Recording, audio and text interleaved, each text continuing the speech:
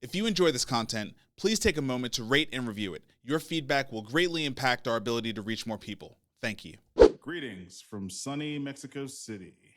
Yes, nice. It is on and off here in Nashville. I thought it was going to rain, but it's come out a little bit. I'm homeless, though. Our normal studio and office lost power, so I'm down the street at a new location. Yeah, well, I mean, at least you can do that. I mean, that's the nice thing about Industrious is, that's right. Multiple locations you can always hop over to. Shout out to Industrious. I recorded, was it last week I recorded in New York at the Industrious? Yeah, that was last week. You were in Industrious in New York. Yeah, so, it's so great to be with an organization like that where we can like pop all over the country and like always have a nice spot to meet people and record in. Yet another busy week. Looking at the Wall Street Journal, like everything is all bright red. So do you know why? You know what's going on there? I don't know why. My guess is that we haven't made peace with Iran like Trump was promising last night, but I haven't looked at it, but yeah, the entire thing's red. Yeah, it looks pretty ugly. And then today, I mean, we're going to talk about it, but Google kind of doubling down in the health space. There's some OpenAI stuff doubling down in the health space. I mean, the healthcare industry is generally doing pretty well right now. So I just think it's so interesting that everything goes red, but healthcare is doing pretty well. Right. You know, the funky thing about this industry, funky thing about this industry. All right, man, look, if nothing else, then we can jump in. You ready? Yeah, I'm ready. Let's dig in. All right, let's dig in.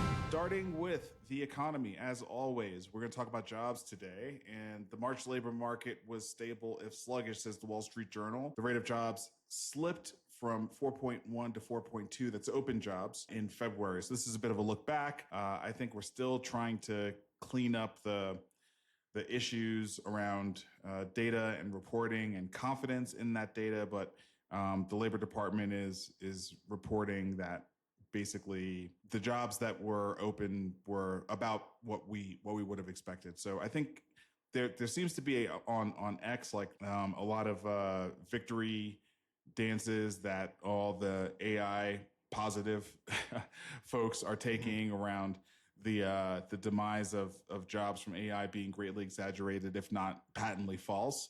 And I think this data is probably what is underlying their narrative. Yeah, I mean, I know we'll get the new report tomorrow. So this story is sort of in preparation for that. And it's good to have perspective that in January, open jobs, was 4.4, then 4.2 in February, 4.1 in March. So slipping a little bit, but not really falling off a cliff at all. Right. The job market starts to show glimmers of good news. This is from ADP.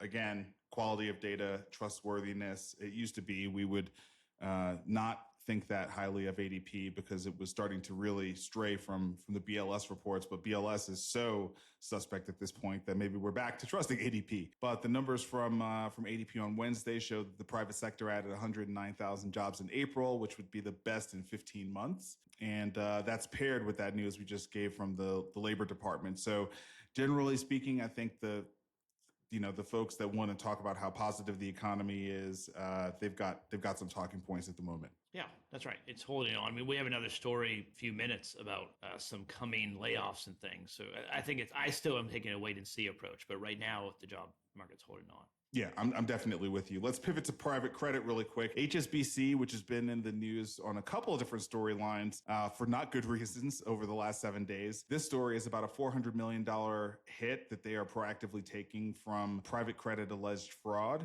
We've been talking for the last 3 or 4 weeks now about the issues that are developing and bubbling up in the private credit market. It started with the canary in the coal mine, which was Blue Owl. And then as investigative journalists started to dig in, they realized that while the big banks weren't directly in private credit, they were financing the folks who were doing private credit. And so this is actually a much more systemic issue than maybe we had thought, given the pretty high risk that private credit poses. And here we have HSBC, one of the biggest international banks, taking a $400 million hit.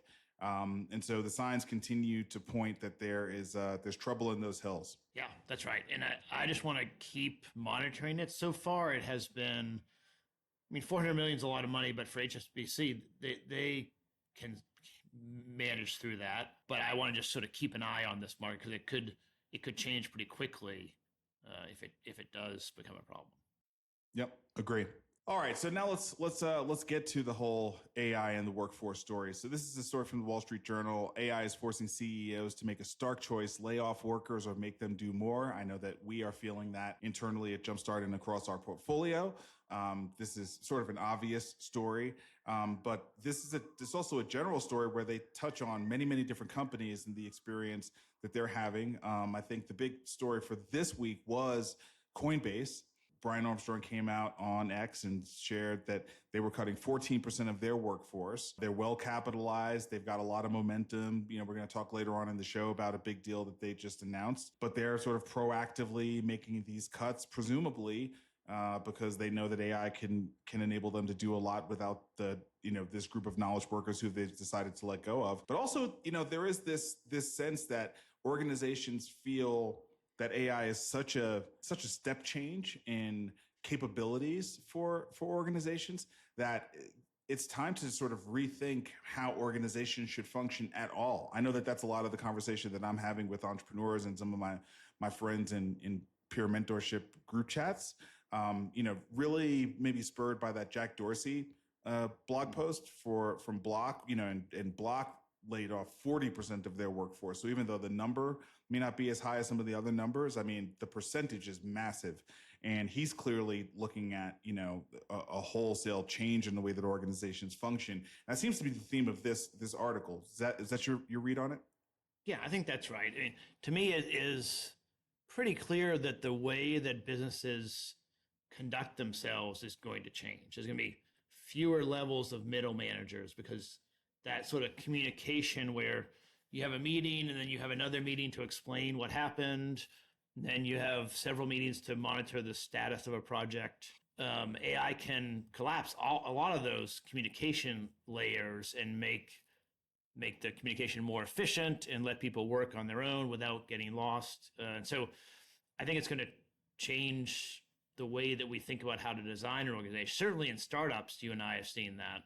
Bigger companies have more change management, more cultural things to work through. But I think it's going to, what we're seeing is, at least from this chart, there have been significant layoffs. It hasn't showed up in the jobs report yet, but I think we need to keep watching it because it could accelerate this summer. Yeah, it's interesting, right? I mean, it's not like the layoffs just started with the rise of generative AI. Which is really like a 12-month running phenomenon. I mean, I feel like everything was a toy before Claude Code, and Claude Code didn't really land until Q4 of last year. And so we had layoffs that were coming far before that. Vic, we were talking on Slack about there's going to be a lot of companies that follow Coinbase's lead, and it's like, well, yeah, but Coinbase followed Block, and Block followed Amazon, and Amazon followed Meta, and Meta followed X, right? You know what I mean? And in the case of X, which I feel like was the real start to this trend, it was something deeper than simply AI. I think it was maybe rebounding from the incredible amount of hiring that came after the pandemic. So many companies just scaled up their hires. I think as Elon got inside of X and realized that there was going to be a lot of work that was going to need to happen to make the company, I don't even want to say like viable. I want to say make the product move forward, right? Because for anyone who was using Twitter for years, forget your political affiliation with it, the product was completely stalled. Like nothing new came to the product. And if you look at X, since he's come on board, whatever you think of the politics, the product is like, it's like 3 or 4 times the quality of the product before, and just in terms of new features that have been rolled out, new capabilities that are there, at least shots on goal to try to make the product better. And he pulled that off with a much, much smaller team, right? And so I think people are starting to realize it's about the quality of the people you have in your organization. It's about how agency oriented they are. It's maybe, to your point about middle management, less about management and more about high quality individual contributors. And now AI is just sort of putting jet fuel on top of all of that. That's right. And as you get different levels of management, I think you lose a lot of the signal as the signal propagates down through different layers. And so it is about saving money, but I think for a lot of these companies, it's more about becoming a more efficient organization, be able to do more product releases, communicate more clearly through fewer levels of abstraction. And that also ends up, you don't need as many people. Yes. And presumably that means there'll be more smaller companies being started with all these talented people that are now in the market to tackle problems that these very, very large companies are not well equipped to tackle, right? And hopefully that's I think the that will upside. definitely happen. The question is, does that happen quickly enough to absorb all the new entries into the job market? Right. And so far it has, but we'll see. Yeah. PayPal is going to cut 20% of their staff amid a turnaround push. This has just been I feel like this has been a decade or more in the making.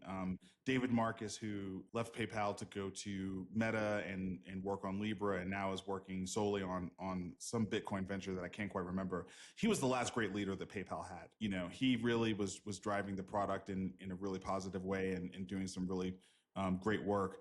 But since he's been gone, and that's been a long time since he's been gone, this company has not been a very good company. And it's like PayPal and eBay and Venmo, kind of that whole group of companies has just struggled with leadership. But they're incredible assets, they're incredible brands. It's like they have all this penetration. So many people still use these products, to this day. I'm hoping that something great is in the work for these products and they don't kind of go the way of Yahoo. But yeah, 20% cut to the staff as they seek to turn around is not surprising. Yeah, I think that's right.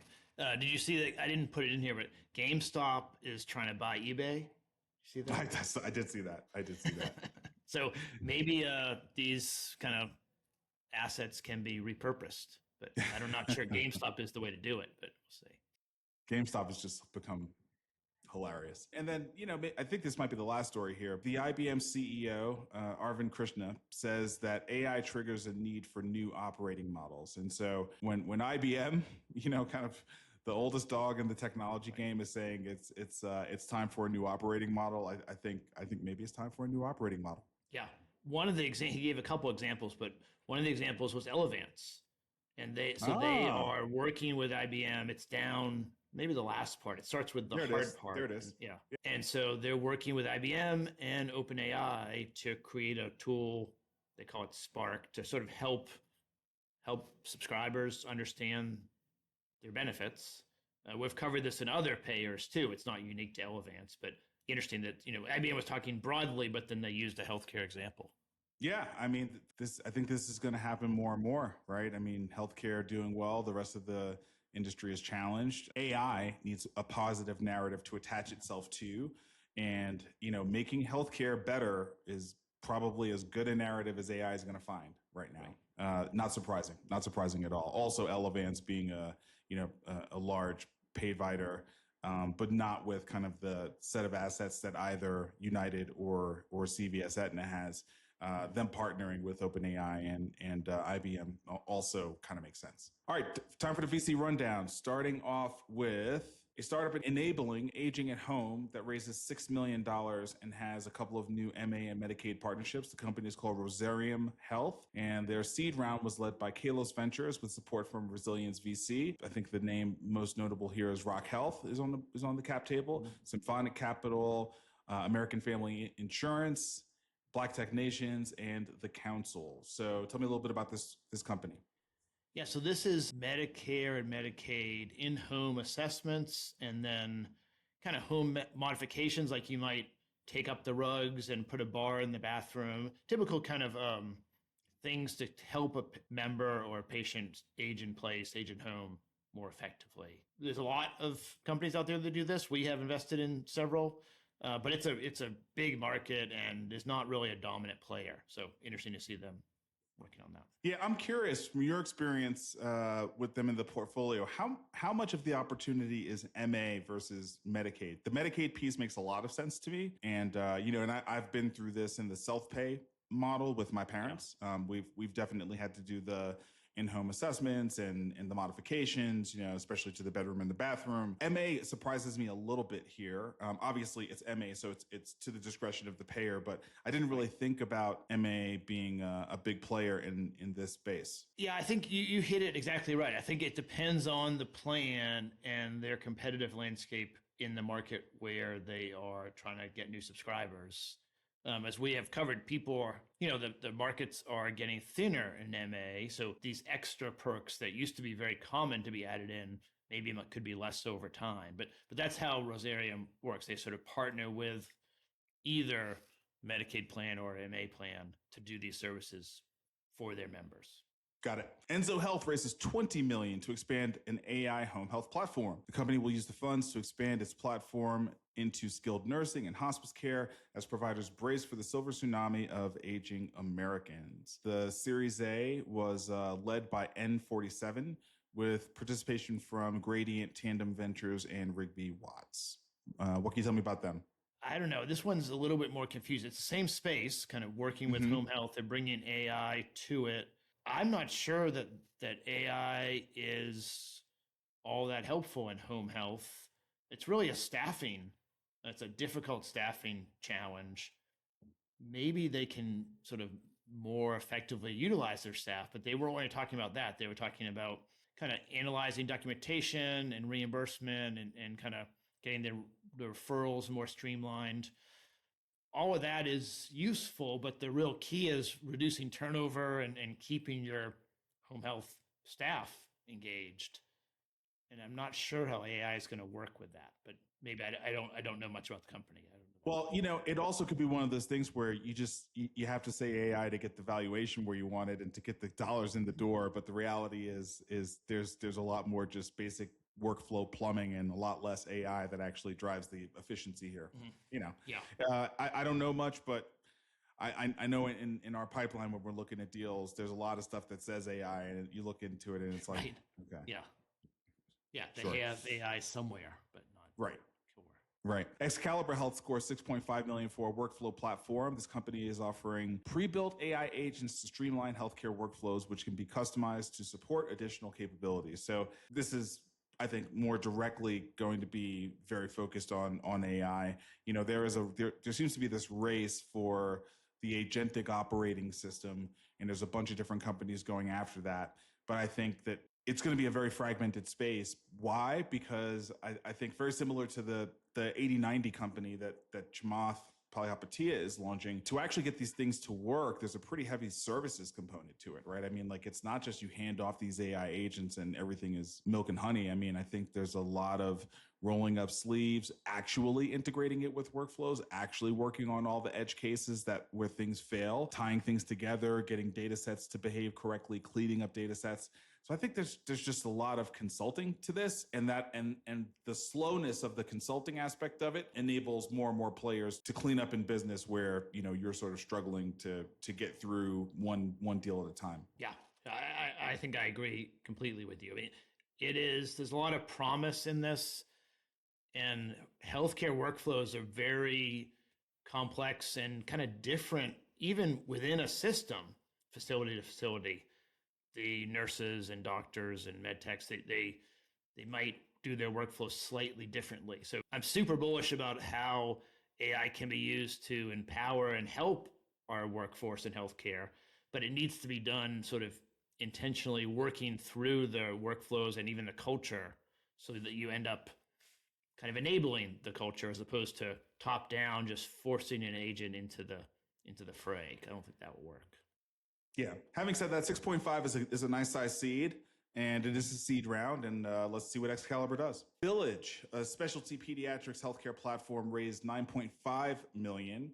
The funding was led by Upfront Ventures, so we know the folks at Upfront. Participation from Blink Capital, GTM Fund, and Perceptive Ventures. So what is a specialty pediatrics AI platform, Vic? Well, so the idea is that instead of the parent having to navigate specialists for their child and figure out where to go, that this platform would know kind of who the specialists are, who is a network for you, and sort of become that navigation quarterback advisor for the parents so that they can make better decisions. It's a huge problem. It could be really good figuring out how to get integrated and get the right answers to people. So you have occupational therapy, speech therapy, physical therapy, all these different services that a child might need, and it's difficult to navigate right now. I think part of the issue, I think, is there's not enough providers. I mean, we invested in a telehealth, pediatric, occupational therapy, and speech therapists platform to try to increase the number of patients that one physical therapist can see, because the real problem, I think, is there's a shortage of providers in this space. I mean, at the same time, I think navigation is probably really useful. We also need to create more providers. Yeah, I was going to say, I was just talking to a good friend who is a clinician. I'll just say that. And I was asking her about how things were progressing. She's not, her youngest child is not dealing with a behavioral health or mental health issue. It's a physical health issue. She was like, she's well into the 5 figures that they've spent trying to figure out the problem. They have not yet been able to figure out the problem. The 5 figures doesn't tell the whole story, right? It's the amount of time and energy and heartbreak and grief and fear that accompanies that. And this is just one family, right? And again, the woman who I'm talking about is a clinician, right? She knows the healthcare system pretty well. And she is, I'm asking her, hey, how's it been going? And she's like, oh, like, let me know if you know anybody who knows XYZ, right? So I think the navigation for parents is a huge, huge opportunity. And that's probably what, these VCs see in funding Village for this round. Yeah, I think that's right. It's probably both ends. I mean, we need new providers and we have to be able to navigate better.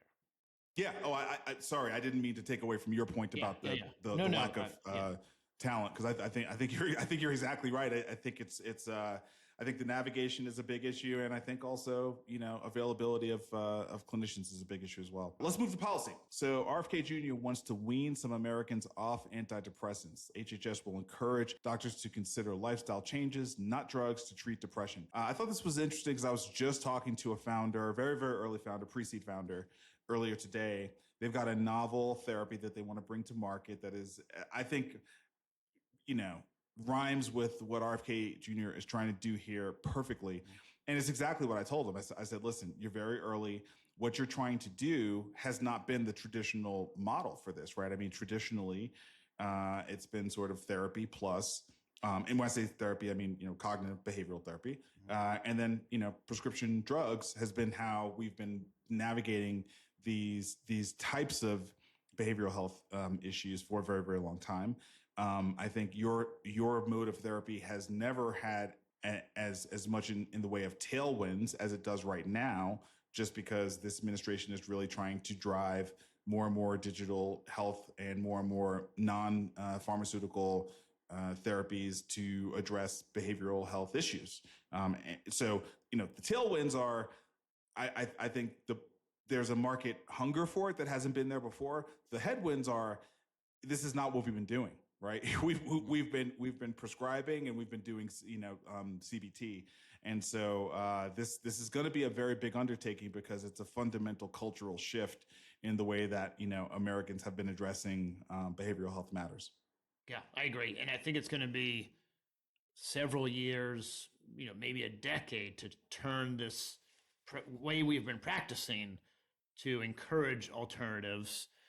And I also think it's great that the administration is trying to push this. I mean, there's no question in my mind that doctors should consider all kinds of treatments in addition to medication. I think it does not make sense to be on an SSRI for your entire life. That's not a good recipe. Some people might need it, but that wouldn't be the goal at the beginning of prescribing that. It should be ideally a temporary thing, and then you add in therapy sessions, but also maybe music. I was talking with a guy at dinner last night who's doing a music therapy thing. There's lots of therapies that can have benefit, just they don't help everyone. So you have to pick and choose and try different things. And that's what our doctors should be doing. But changing their behavior is going to take a while. Yeah, I think what you just said is the main point, right? I mean, so this is RFK Jr. saying, that HHS is going to encourage doctors, right? And when you talk about HHS, it's the parent over CMS and over FDA. But when you use the letters HHS, you're really talking about encouraging, right? You're not really driving or forcing policy or forcing a change in what the standard of care is. And so maybe this is the introduction to that coming, but I think it will be. It's a ways off. Your 10-year timeline feels reasonable to me before there's any like really meaningful change in the way that the standard of care is delivered today. The good thing is that with HHS coming out and saying things like this, if a patient comes into the doctor and wants to entertain other things, there's now this like cover and acceptance that I think they'll get a much better acceptance than previously. That's a great point. And I agree. Okay. The SEC is proposing to eliminate quarterly reporting requirements for public companies. So we just shifted from the healthcare policy to securities policy, but this is just huge, right? I mean, and it's funny because everybody in the private markets talks about how the quarterly reporting schedule is the death of innovation in the public markets, right? Like only big tech companies are allowed to innovate because of quarterly earnings. It's like the other companies are purely free cash flow, assessed in terms of their EV, whereas tech companies, they're assessed by Wall Street assesses them by different metrics and gives them more leeway. I think really proven out by Amazon's very, very long time of being unprofitable and now being this dominant player on the market. But the removal of quarterly reporting could change the way that big healthcare can innovate, right? I mean, we're going to go through a series of things on the pharma side and the payer side here in a little bit, talking about the quarterly reports, right? And I mean, there will be some impressive reports in there, but they're not necessarily going to be as a result of big innovation. It's going to be financial engineering, right? To kind of get the numbers in a place where Wall Street goes, okay, like you're back on track now. And that's really the only kind of innovation that's allowed with quarterly reporting in public markets. If you're not a big tech company, is financial engineering. So what do you think about this? I mean, obviously it impacts how everyone will mark to market. It impacts so much, but like, what are your thoughts about actually eliminating quarterly reporting? It's like a lot of things with the Trump administration. I think it's really healthy for all the reasons you said. The quarterly need to show how the business is performing prevents you from doing any real significant investment or change or try to move your company in, because it takes longer than 3 months to make that kind of transition. A lot of the private equity go private sales pitch is get off the public markets so that we can then make some changes. We'll sell some assets. We'll make some, investment in new products. It's going to take 2 years, but it will be at the end of the 2 years, you'll be much stronger. You'll have a better competitive moat, and then we'll go back to the public markets. That's been a game plan in private equity for a long time for exactly this purpose. And so I think it makes sense to take that focus off, that people should not be trading on a quarterly earnings report in my mind, unless you're like a day trader and really do it full time. It doesn't make sense to have that short of a time horizon. And so it doesn't matter to me what HCA's quarterly numbers are. I'd rather them focus on being really good in the next 5 years. And it's going to be chaos in this transition. And so that's what I meant by it's how I feel about a lot of the Trump stuff. I'm in favor of it, and it's going to be a lot of change and pretty confusing for a while. Yeah. I think that's well said. The Trump administration is certainly an administration that is an agent of change at a rate that is right. that is chaotic. You know, I think it's unprecedented. Certainly, we haven't seen it. Yeah, it's the rate of change, right? That's just so much. It's so much. So yeah, I mean, I think I'm in the same boat with you, right? Where I think it's hard to come up with a good argument on like first principles for why quarterly reporting is so important. Like we have so much data on these companies right now, you know, and AI is only going to enable us to have more data on these companies. So it's not clear to me why that is that important.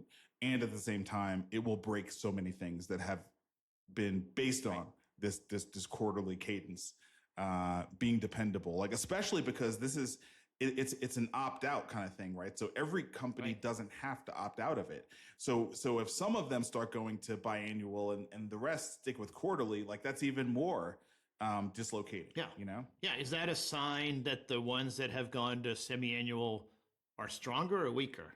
And it's probably both. I mean, it depends on why they decide to do it. I think it'll be interesting to watch, and probably the long run is healthy, but it's going to be very confusing for a couple of years, probably. Yeah, I think that's right. Moving on to the payers. California hospitals are suing to block Elevance from putting in place an out-of-network penalty. So basically, Elevance is implementing a policy that would cut payments to hospitals when they refer their members to out-of-network providers. I think you can understand what the logic is there on the Elevance side. And I think as a patient, you know, I can appreciate what the hospitals in California are teaming up to try to, you know, protect, which is, you know, the ability to refer to the best possible clinician on behalf of what the patient needs. So to me, it's like, I understand the incentives on both sides. It'll be interesting to see how this actually plays out. Is this just a negotiating thing and there is no actual trial? You know, so many of these things are just negotiating tactics in a larger contracting deal. But I think to me, it's pretty clear cut why both sides have the position that they have. You know, for better or worse. I mean, I side with the hospitals here. Yeah, I mean, I'll take the other side just for fun. I mean, I think it depends on why. I guess why are they not in network? Right, like, so there's a negotiation about the contract pricing, and Elevance and a health system would decide we're going to put you in these networks, but not these other networks. That's part of the contract negotiation. Yep. And so there typically is a different reimbursement rate for out of network. I think what they're upset about is the across the board kind of standard deduction, because that's new. But I think that is part of Elevance's job to design networks and then have a difference between what they reimburse in network and out of network. It's hard for me to see why they're not allowed to do that, but I understand it does cause concern for a provider if they want to refer to a specialty group who's not in network. That's inconvenient, but it also maybe the specialists are trying to get a rate that Elevance thinks they don't need to pay because there are other specialists around. So you could it depends on the facts. Right? Neither one of us know the facts, but you could argue either side. We have this tension in the system, I think pretty intentionally, to try to keep costs low. It's completely failed because costs are not low. But that's sort of what we're seeing manifest here. And California always is the place where these fights sort of bubble up first, I think. Yes, all good points, Vic. Okay, CVS is continuing the good times rolling for large health insurers. They had a very good earnings report. And as you know, I'm a fan of just kind of skipping to the MLR. I don't care that much about the revenue because that doesn't tell the story. The MLR is really where you find it. And Aetna's MLR, and remember, this is a company that, like, I mean, last year this time was imploding. It was like last summer, right? When last summer, every payer was in trouble. But CVS Aetna CVS, really yes, were very bad. Right. Aetna's medical loss ratio 84.6%, Vic. Yeah, which is close to perfect. I mean, they can't really go too far below 85 without having to do refunds or rebates. So that's a pretty ideal number there. Yeah, it's remarkable. It's remarkable. So I think we now can kind of close out the category and say all of the major payers have fixed their fundamental issues. Let's see what happens next quarter. Generally speaking, I think these MLRs are going to be reasonably durable, and we're kind of out of the low 90s being the baseline. So it's again, we know that this did not happen as a result of real innovation. This was really just financial engineering, maybe stopping being in certain markets, as we just talked last week about Cigna pulling out of the marketplace. But at the end of the day, these companies have a responsibility to their shareholders in order to stay in business, which is they got to get their MLR to a certain place. Whatever you think about that, that's a higher level issue, but getting it into the 84% range is remarkable for where this company was a year ago. So, yeah, and I think that in general, we want CVS and Aetna to be viable. I mean, they have to be able to run their business, and they're a public company. They need to make some money.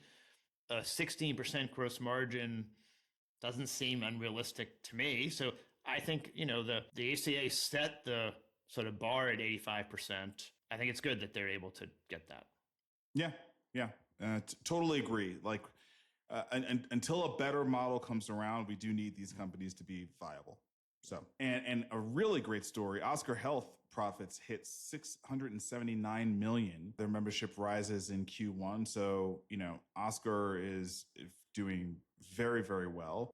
To me, Oscar is becoming kind of the signal for the growth of ICHRA.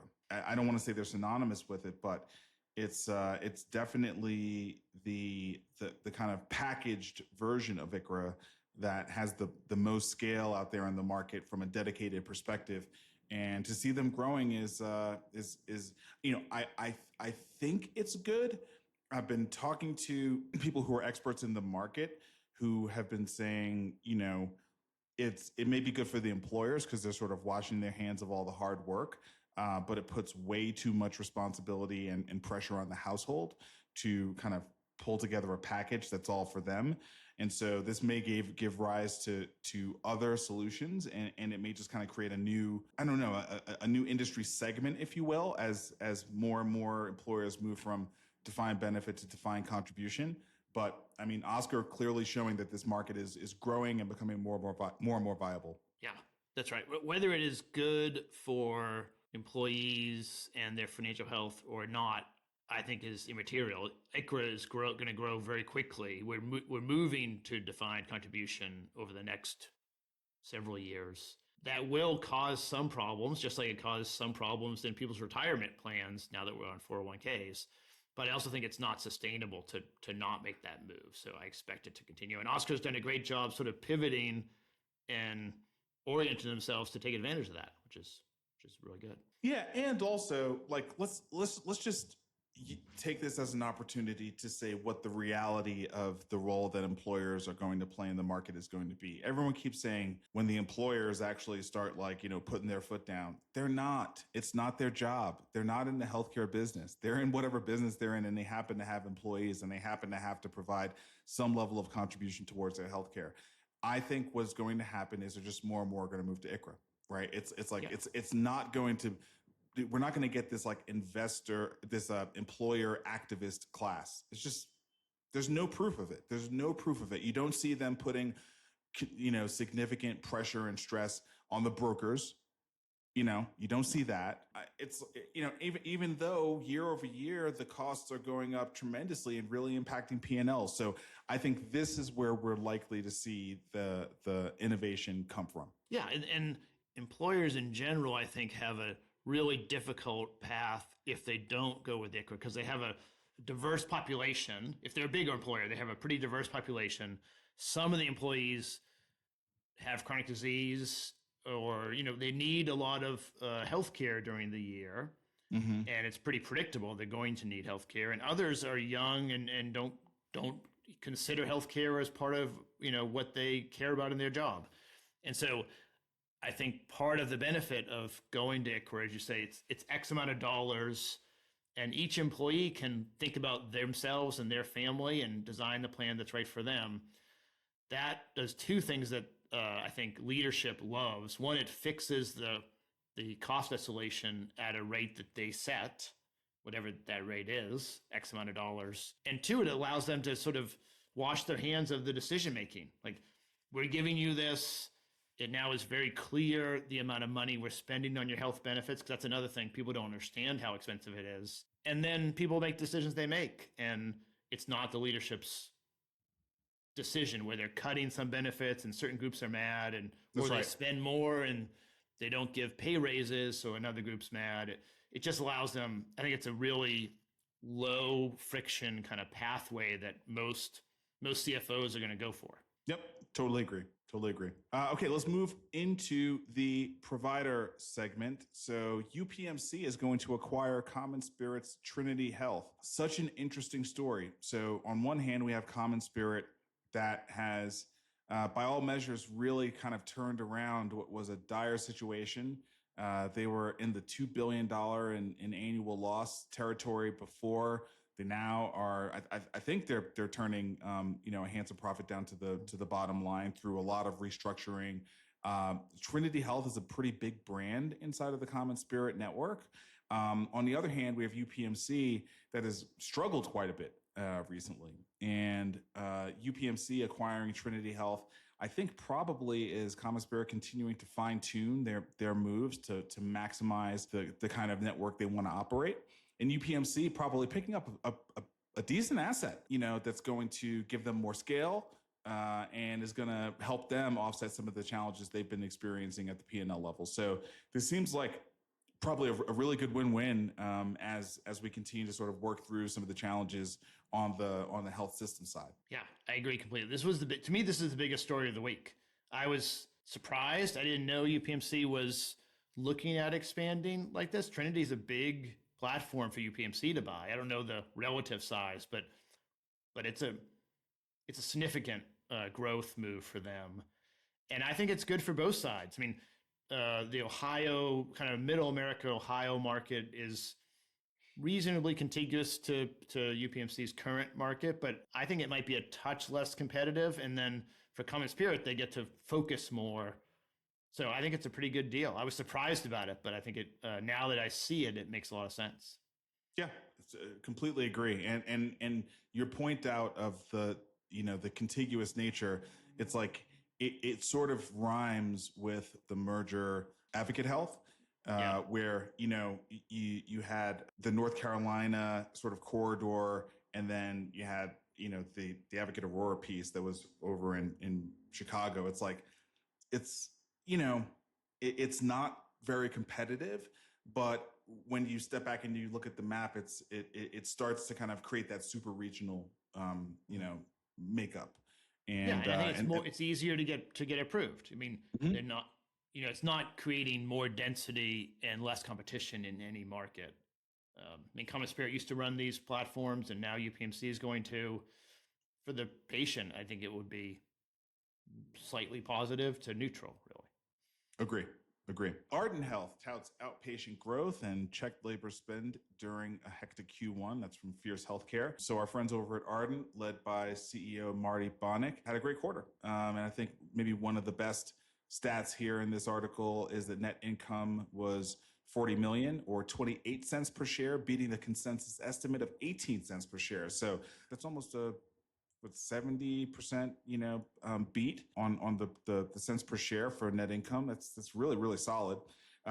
Marty highlighted the disproportionate volume of clinics within their footprint as something that helped them out there. And so, I'm happy for them, because when Ardent went public, they went public at a pretty tough time where they were not getting rewarded very much for strong results. And it's nice to sort of see them have this kind of a beat on the estimates. I agree. And they had some decrease in volume. So they had a decline in emissions due to weather and some other things. Yep. And yet they still were able to grow earnings and grow. And so I think it's a really good operating leadership team over there. They're doing a good job. Yep. Agree.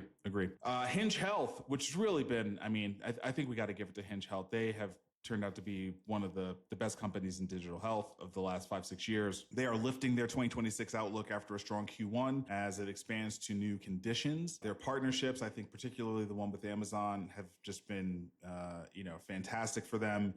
And they went public about a year ago, and first quarter revenue, $182 million, up 47% year over year. I don't know that you can ask much more from a digital health company than that. So they're one to celebrate and one to watch, and hopefully, setting a pace for the rest of the private market on the digital health side, that we can launch companies that can grow post IPO. Yeah, I agree. They've done an incredible job and really continue to knock it out of the park.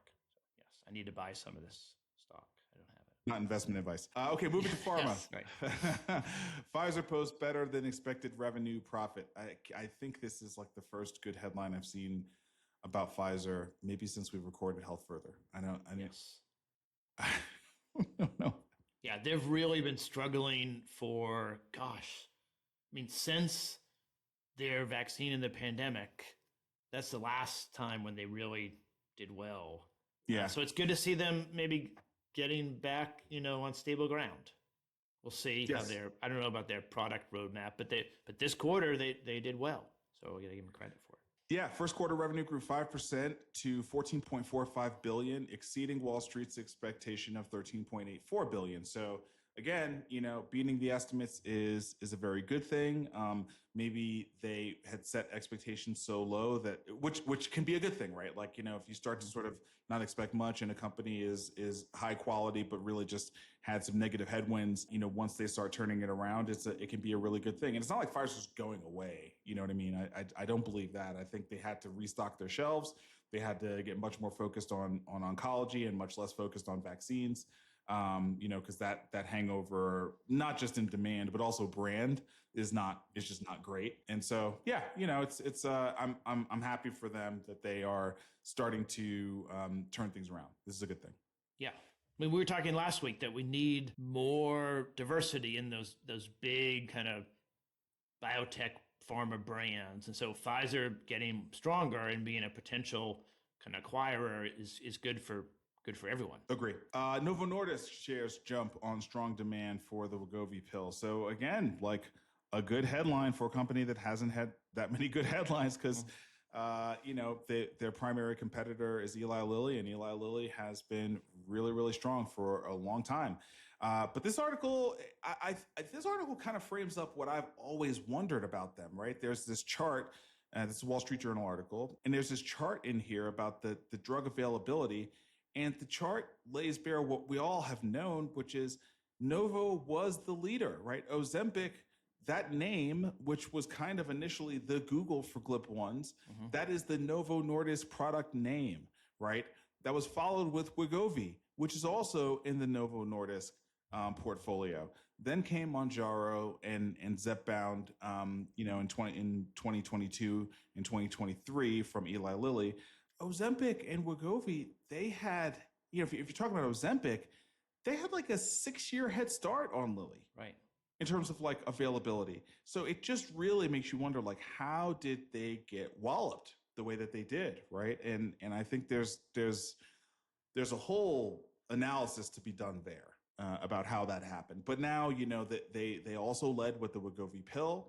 They were first out with that. Now they've got Wegovy HD, this high dose version. They have the best portfolio in terms of like variety for GLP-1s on the market. So it's like there's something about the go to market that was deeply flawed versus the way that Lilly decided to go to market. It has to be, right?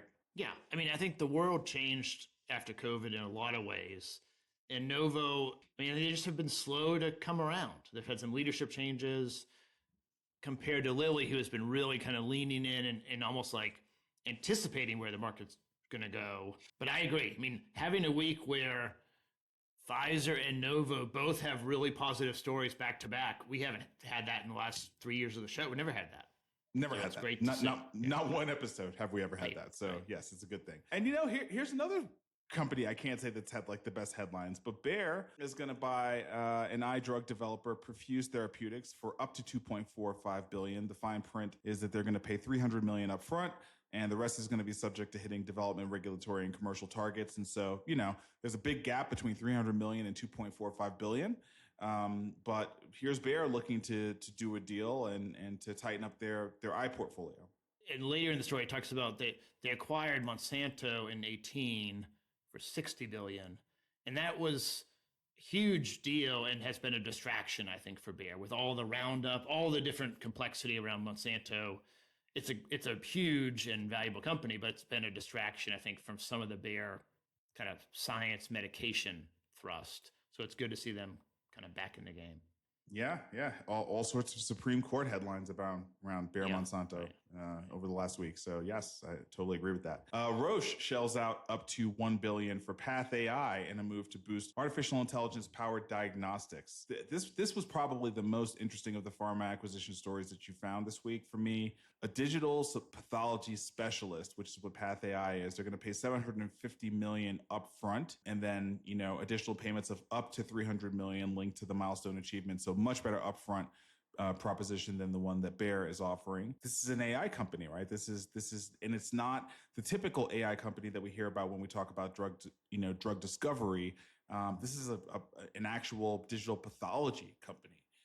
So what do you think this says about the direction that pharma is going in terms of how they are thinking about the ways that AI is going to transform their business? Yeah, I think it's new to me that they would be leaning into diagnostics in this way, and really positive. I mean, I think being able to have a solution that helps diagnose, maybe what kind of cancer is this, or what strain of a particular cancer, or even what's the pathway in a autoimmune disease, they can then pair it with a much more effective therapy that could be really powerful. It seems pretty new. I don't know how easy it'll be to do, but I love that they're working on it. So it's interesting, a little bit harkening back to a story from last week, and then I think we're gonna wrap up with a bit of an addendum to that story. But I think that part of what we are seeing, and I think Lilly probably best exemplifies this.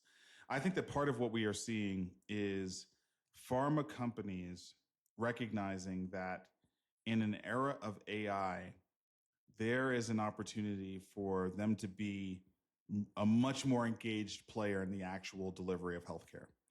And there's all sorts of regulatory barriers to that, right? But those regulatory barriers are historic and tied to the sovereign nature of the physician. As AI challenges that, nothing else can really challenge that. But I think AI is in the process of challenging that sovereign position that the physician holds. It kind of opens up the field for how care can be delivered, right? I mean, you can think about a world where you are tracking all your biomarkers yourself, right? And we're going to talk about Google here in a little bit. You're tracking all that stuff. You've got your genome. You're working with a Function Health to get 4 times a year blood work done, whatever. Okay, fine. And AI is somehow in there doing a major percentage of the diagnostic work. And you're pairing that along with genome to drive some personalized outcome for you.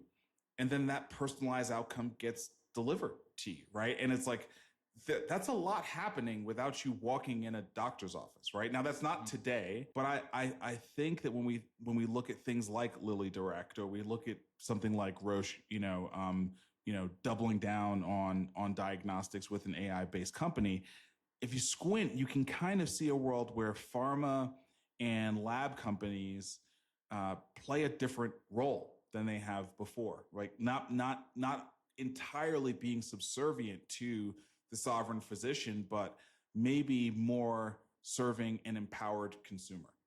So anyway, that's what I feel like I'm seeing. And again, this is like a 10, 15 year trend line that will have to roll out. It's not going to happen in 2026 or 2027, but it does feel like if you follow the trend, that's part of what may be rolling out in front of our eyes. Yeah, I agree. Yeah, I think the prevention of sort of the doctor, not pay, but trips paid for, and lunch and donuts and all of those tactics that were going on in the 90s, even early 2000s, before it got stopped.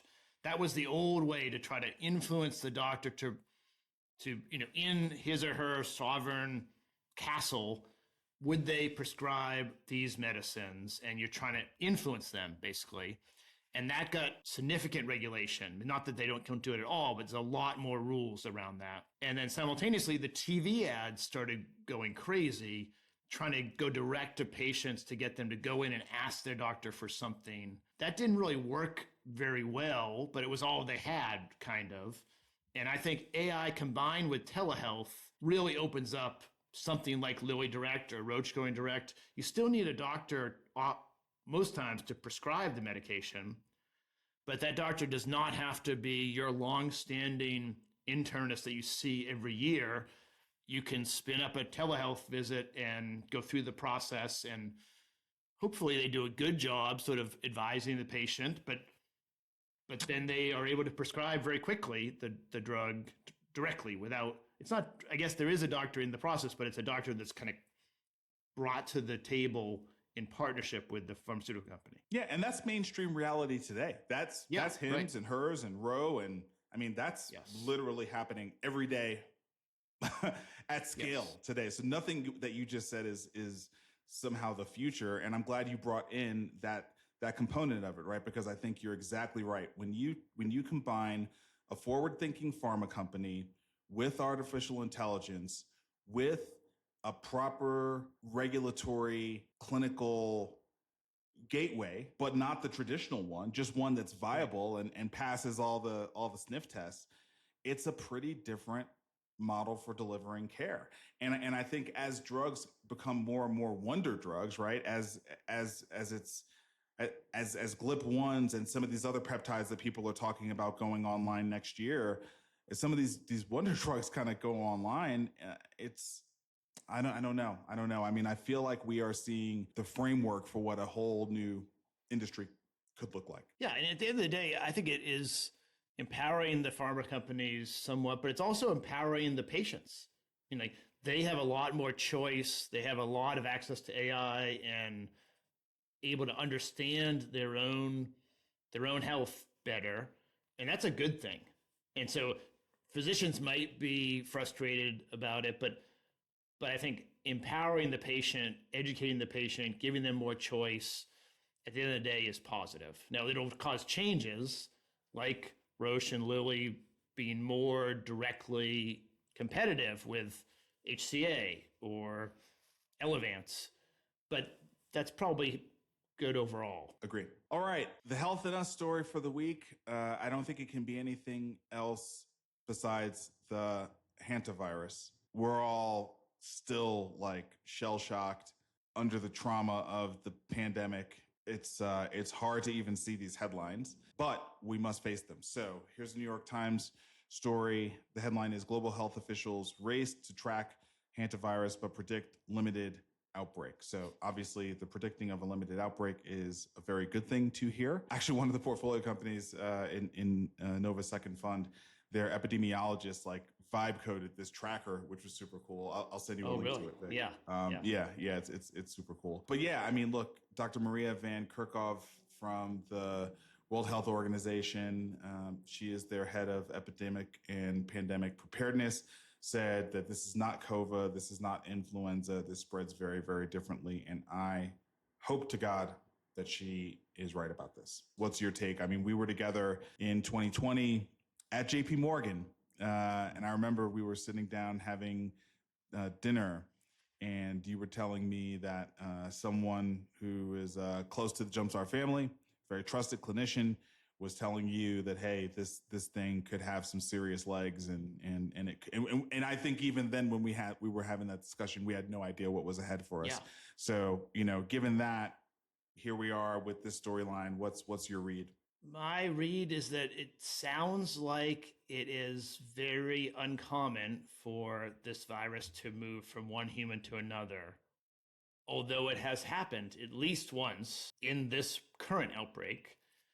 And so the World Health official is saying that it will not be a pandemic or an epidemic because it doesn't spread in the same way that COVID or other very infectious diseases spread. I hope that's right.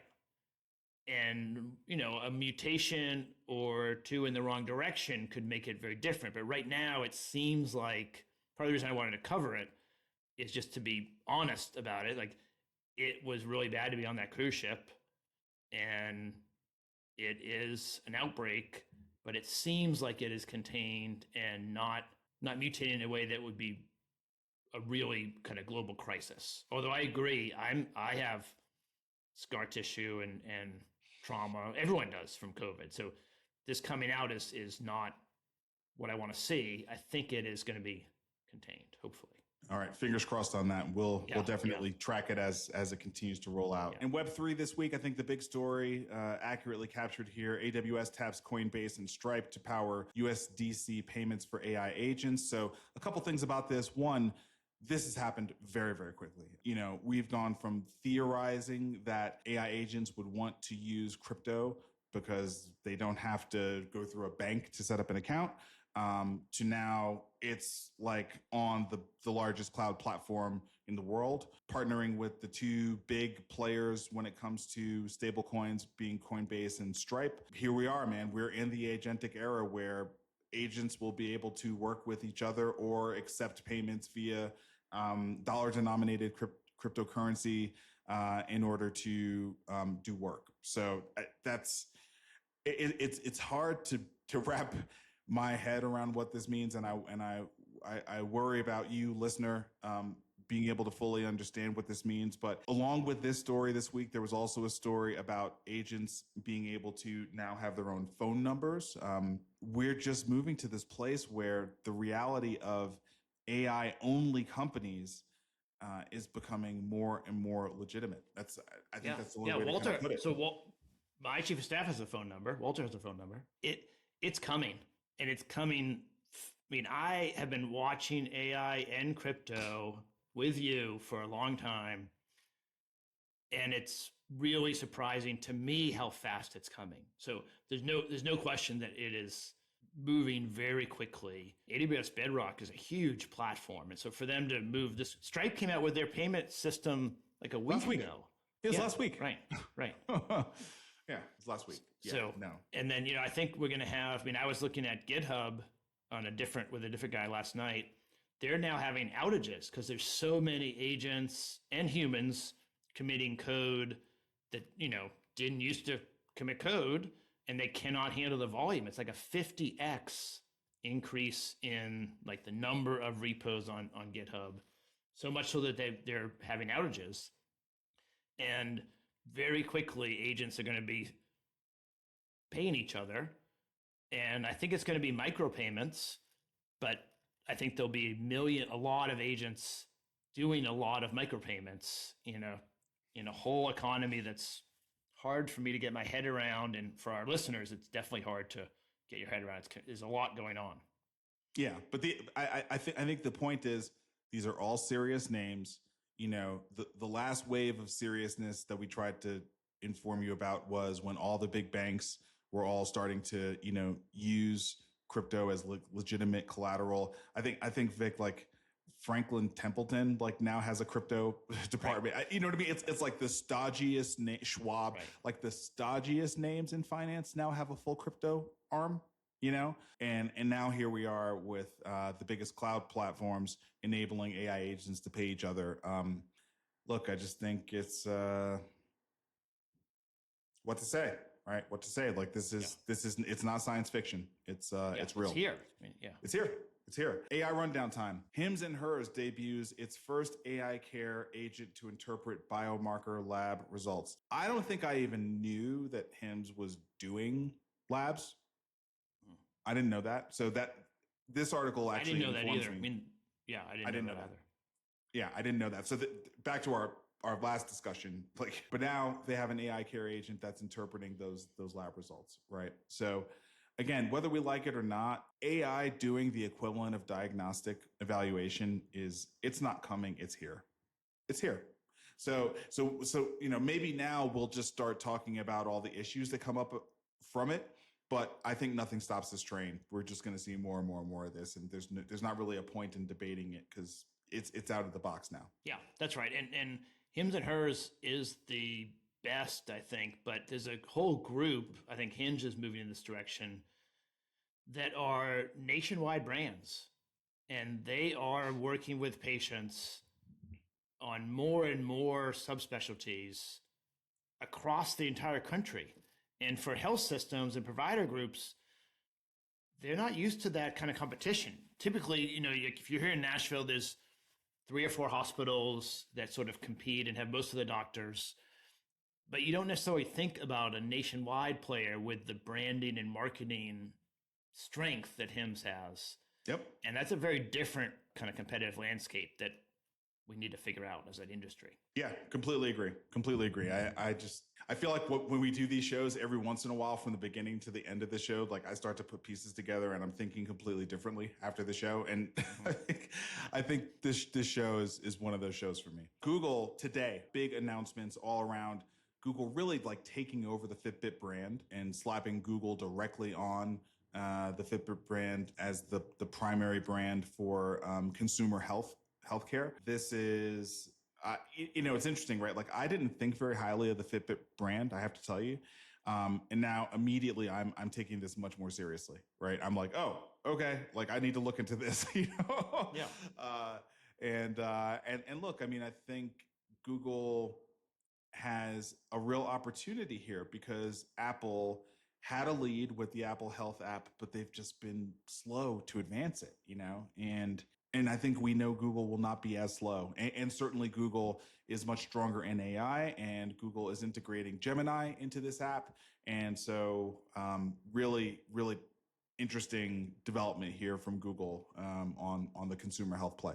Yeah, I agree. I mean, honestly, I had forgotten about Fitbit and didn't think much about it at all. And you're right. Google they have a lot of weight in the market and they're really good at delivering products. I think there is a space for how they're positioning this, which is I want to track my health. I want to understand my kind of biometrics and how many steps I'm taking in, my blood oxygen level and all the different readings. But I don't want to wear a watch or a bigger thing. And so it's a really slim kind of form factor. But then they have the Gemini AI so there's no screen, but it still is interacting with you. That's a pretty interesting combination. Yeah, their new device is called the Fitbit Air, and it's basically Whoop, okay? Mm-hmm. It's basically Whoop. I think my view of this is that the Whoop brand is really strong, is really, really strong. The Google brand is strong, but I struggle to see how much this really eats away from the brand that Whoop has built. And I think that where Whoop probably edges Google is certainly not on AI, but is probably on trust, because Whoop is built for purpose, right? Like this is all they do. Whereas anytime you think about Google, you think about data, you think about ads, you think about, do I really want Google to have access to this data of mine, right? That's always sort of the drawback with them. Yeah. It's never the quality of the engineering. It's always like, do I want them to have access to this data? And Whoop, I just don't think has the same kind of issue, right? And so I think this is really smart from Google. I'm very interested in getting the app, looking at it, seeing how it performs. And at the same time, I think Whoop is in good shape. I don't see this as like a major threat to Whoop's future. Yeah, I think it's going to expand the market. I don't think it will hurt Whoop. I mean, maybe they'll take a few Whoop customers, but Whoop has a very passionate customer base that is going to die with the Whoop on. So I don't see that really changing, but I agree with you. I think it's going to be a serious player in this sort of health tracking space, but I think it will more expand the market and Whoop will be fine. But I think Google will sell a lot of Fitbit Airs too. All right. Probably the head scratcher of the day, but also like the strange bedfellows, the enemy of my enemy is my friend storyline of the show. Anthropic inks a deal to use all of SpaceX's Colossus 1 compute capacity. SpaceX will supply 300 megawatts of new computing capacity by the end of the month. Now, let's try to map this out here. Colossus 1 is the data center in Memphis that is heralded for how fast it was stood up, how powerful it is, and was used to build all recent versions of Grok. Grok has, by Elon's own admission, falling behind, specifically in the coding agent realm, has fallen behind Anthropic. Elon has been very vocal on X about Anthropic. In a way, I think that's parallel thinking to David Sachs, basically saying that, Dario Amodei has been fear mongering and using that as a marketing tactic, and that Anthropic is not a trustworthy company. There was a while there where he was also sort of saying, because Anthropic is not a hyperscaler and doesn't have a Colossus of their own, that they are doomed to fail. But in recent months, two things have happened. One, we have seen Elon admit that Anthropic has been shooting the lights out as a product company, and particularly in their coding models. And the other thing is that Elon has his sights set on destroying OpenAI. And so when you put those two things together, and maybe the third thing is that SpaceX is preparing for an IPO, and it's important to start showing that SpaceX is going to be, an absolute monster when it comes to revenue. And you put all those things together, and here we have Anthropic solving their compute issue, which has been a big issue for them lately, partnering with SpaceX. So not at all the storyline that I expected to hear, but I think when we look at the tea leaves, it does make sense. I don't think Grok has a significant user base that's driving a lot of usage at Colossus One now. Elon has promised a new version later. He did buy an option on Cursor, which was interesting. So I don't think Elon is out of the AI game. We haven't covered it because I'm tired of it. It's too much like like paparazzi stuff. But the trial's going on right now where OpenAI and Elon are sort of battling it out. And I think you're right. It's helpful for SpaceX to fill the capacity that no one's using. It's really helpful for Anthropic. I'm sure they're paying a lot for it, but they need the compute. And it's going to hurt OpenAI in a way that will be beneficial to Anthropic and Elon. So I think that I agree with you. It all makes sense. Yeah.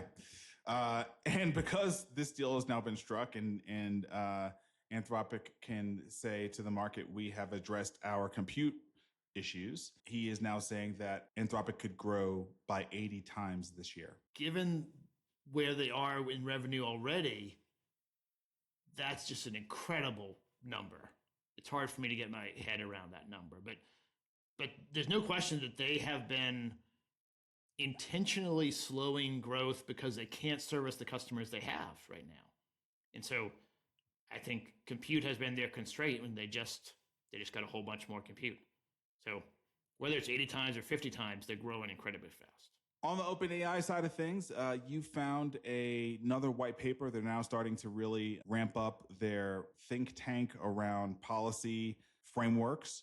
And here is one for the U.S. healthcare industry. It's a blueprint for AI in U.S. healthcare called Keeping Patients First. So we're going to put the link in the show notes. There's a lot here to digest. It's 9 pages. But Vic, what's your general TLDR on this? Yeah, so the main points, and I think I agree with it largely, 60% in OpenAI's accounting, but I think they're probably roughly right. 60% of their users have been asking about healthcare in the last 3 months. And so that's a huge number, even more than I heard 40% maybe 6 or 7 months ago. So healthcare is on the top of people's mind. It makes sense, but it's still a huge percentage. And then they really leaned into clinician oversight is required, which I think is great because we need our clinicians. And yes, I want my clinicians to use AI, but I don't know that I want to be getting healthcare without a clinician in the loop. Even though I'm a fan of AI, I think a clinician with an AI set of tools is who I want to work with. And so that seemed pretty good. I don't know that it's going to have much of an impact on actual policy, but to the extent that people follow AI, OpenAI, I think it seems like a pretty good framework. I think I was with you up until that last point. It does seem OpenAI has decidedly made some moves recently that have aligned them with the Trump administration. And I wonder whether or not that's accurate, that they will not be able to influence policy. I wonder about that. I was just skimming through the white paper here while you were, giving your review of it. And it really is pretty clear that it's very thoughtfully aligned with the Maha model, but at the same time is gently nudging and encouraging more AI adoption by the industry, right? It's kind of both of those things. And I think you don't have to do that much to make a huge impact from a policy perspective, right? It's really small things that I think will occur at the agency level, which doesn't have to work through the legislature. And so that means it's really about how tight is Sam with RFK Jr. You know, I think that's the real question here, you know, and I don't know the answer to that, but we do know that OpenAI, you know, on the same day that Anthropic and Hegseth went to war, OpenAI announced a deal with the Pentagon, right? So I think we gotta watch them. They've been in the headlines for all the wrong reasons, but for those who are actually following the product has been doing pretty well over the last month, right? I mean, I was listening to AI and I, the podcast from the Every guys, and Every has moved to Codex from Claude Code. You know, yeah, and that's like, to me, that's a major bellwether, because I truly trust I trust the Every team to real world test all these models and say at any given point in time with no allegiance to any lab which is the one to use. And if they've switched to Codex, that says a lot to me. And it's not just about the model, it's about the harness. Yeah. You know? Well, you know, right? I'm using Codex. I know. And Codex is badass. It's really good.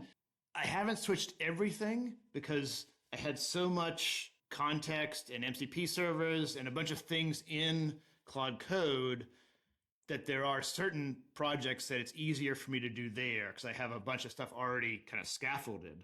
But every new project right now I'm doing with Codex, it's more permissive. You can do more with it. And I'm at a point in my learning journey where I wasn't 6 months ago, where I don't need Claude sort of keeping me boxed in as much as it does. And Codex is not like that at all. It's like full out. Now it's a little bit, it needs to be reined in. It's almost the opposite. Like with Claude Code, I'm trying to push it and frustrated that it's holding me back. And with Codex, it's the exact opposite. Like Codex wants to run twice. It has, I'm going to say broken out. I don't mean that in an aggressive way. It has moved out of the sandbox that I set up for it. and it doesn't, it's not trying to hide itself. So it's like, opinionated. It's opinionated. Yeah. So it just uses files in other parts of the computer because it happens to decide to do that now. But it tells me that, and then I'm then scolding it and saying you have very clear instructions. You cannot go outside this directory.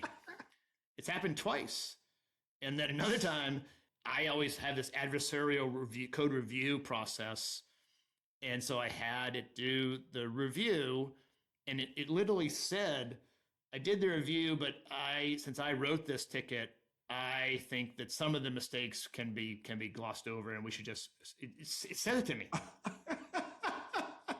And so it is it's all gas, no brakes, and as long as you're careful with it, I think it is maybe a net better. But it's not the first one to use. It's definitely a more advanced, but it's also more powerful. Yeah, I think we're not going to standardize Jumpstart on that after that review. No, we're not. I think we're going to stick with Claude for the org. And enterprise in general, I think, will standardize on Claude because it will go more slowly, which is good in the enterprise. Okay, final story. And I want to thank Dr. Cameron Matthews, friend of the family, friend of the pod, one-time guest host who we should absolutely get to guest host again, who listens and texts me whenever she hears something and she doesn't like it. So she texted about last week us covering the headline that made its way across social and the related study in Science around AI beating ER doctors. I will say that before I get into this Substack that she pointed us to, that her response made me say, you know what I really want to do, Vic? At some point, I want to get her and TK on a pod together, because I want to just hear two clinicians that I consider to both be quite innovative and respect. I want to hear them talk it out. You know what I mean? Yeah. So I'm saying that maybe as an open ask to both of them. I hope they end up listening to this episode. It would be great to schedule, a conversation between the two of them. They're both very, very thoughtful, innovative clinicians who I think could help both us and our listeners, better think through this topic. But having said that, she pointed us to a Substack called You Can Know Things. The author is Dr. Kristen Pantagani. And basically, she effectively fact checks the headline around did AI beat the ER doctors? And for a variety of different reasons, kind of shows that the headlines were doing what headlines do these days, right? Which is taking something that's going to drive a lot of clicks and driving a lot of clicks. And she here in this Substack shows NPR, Harvard, The Guardian. I can't remember exactly which story we pulled, but I don't think it was any of those. NPR. So I think we did NPR. We did NPR. Okay, great. Yeah. So anyway, the story made the rounds, and I think the big thing that she highlighted. Well, there were two things. One, they didn't test actual ER doctors, and it was a very small group of doctors that they did test. And then she also focused on an ER doc versus internal medicine doc, and how they have different skill sets and they have different jobs. And it was a little bit poetic license to say that AI was beating the ER doc when it wasn't actually the ER doc. So anyway, it was helpful enough, and we talked to the industry enough that it was worth highlighting that there was a rebuttal to what I would agree is a very sensational headline. It got my attention. And at the same time, I think, Vic, you and I agree that our experience in, let's just say, non-clinical, areas of life, for me, I'll say coding, right? Because that's me talking about my background where I sort of created value early on in my career. I remember the moment when I first started using Claude Code, and I was like, this thing is, I don't even know, it's like 100x better than I ever was as a coder, ever. And does that mean it doesn't make mistakes? No, every single AI thing makes mistakes, like a lot. You know what I mean? Like a lot. But those mistakes tend to be because they're optimized for efficient token usage in the delivery of viable deliverables. They fill in blind spots of context with nonsense. You know what I mean? They do make it's like in the beginning we would say, oh, they're hallucinating, they're just lying. And now I think the more nuanced observation for heavy users of AI is it's not as much that, it's more the prediction engine is optimized to deliver you something. And instead of saying, hey, I have a blind spot here, can you fill in the context? It just fills in the context with its best predictive guess.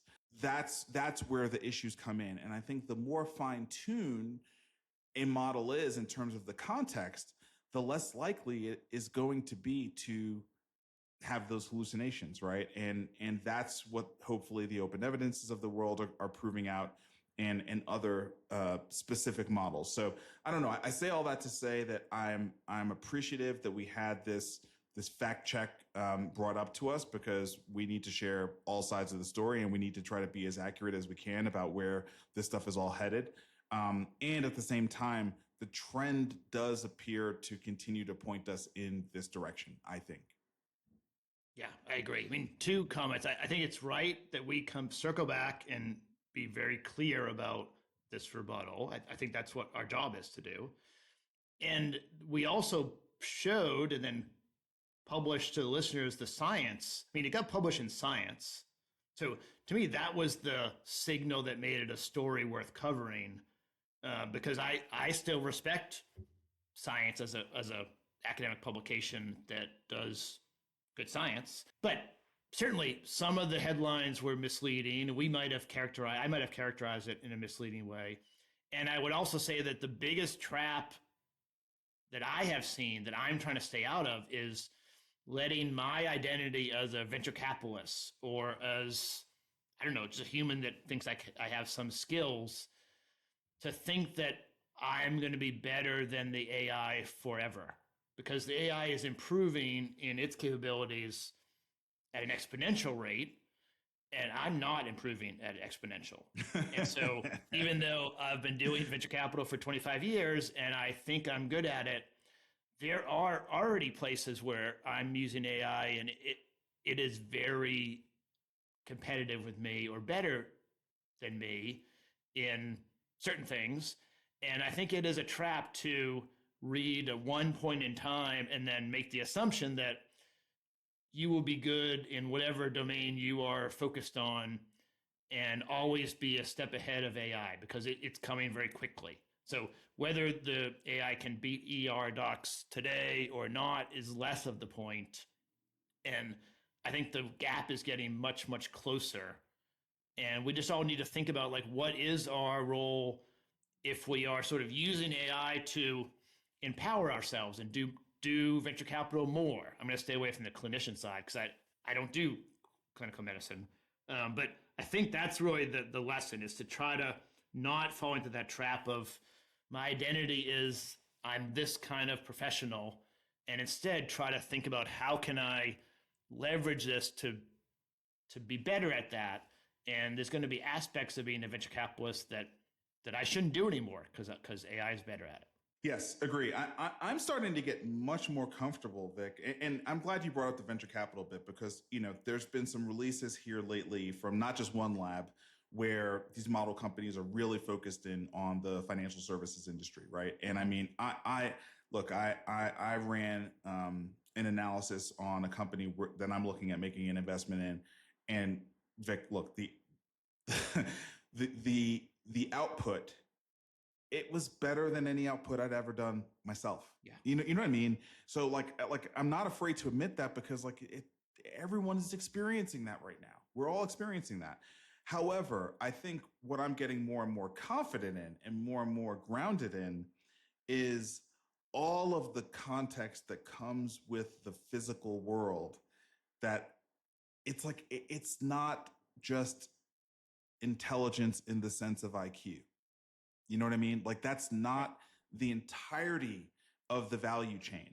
And I think that prior to AI, we put a lot of emphasis on that aspect of it, and now that AI is starting to kind of run away with it, right? With that aspect of it, what I'm noticing is that it's highlighting all the other things that we did not respect enough, Yeah. because maybe we overemphasize the importance of intelligence, right? And I'm starting to get really excited about that.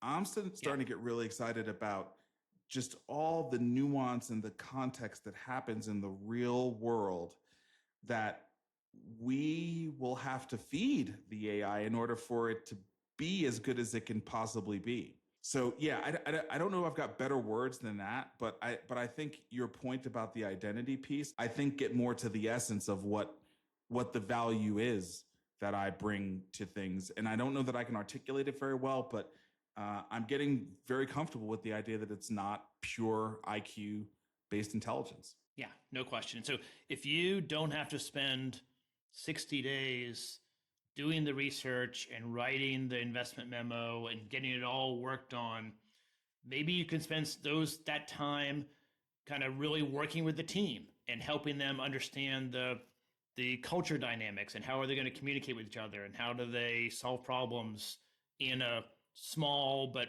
under a lot of pressure group environment. There's lots of stuff that are EQ or like team dynamics, human dynamics that you can do if you're freed up from doing some of the other work that makes you a much better venture capitalist. And if your identity is not in I write the best memos, but I help companies, or you have to be reframed in a way that is going to be sustainable as AI gets better. It's getting 10, 20, 100 times better every year. So no matter how far away we are as far as a lead right now, with the growth trajectory, we're all going to get past eventually. Agree. But I don't think that means we won't have value. It just means my IQ is not the main thing anymore. I have to lean on other aspects of what I can do. Yeah, 100%. 100%. So again, thanks to Dr. Matthews for sending this over. And, we wanted to make sure we shared this with the listeners because I think as much as you and I are true believers that this is the trend and there's not much that's going to stop this train and we're kind of moving in this direction, I think at the very same time, giving an accurate readout on what's happening is also really, really important, right? Because we need to just be grounded in where reality is today. Now the reason we do the show every week is because it's moving so fast. You can't assume that today is going to be where it is in 3 months. That's not reality, right? But where it is today, we should know where it is today, to the best of our ability.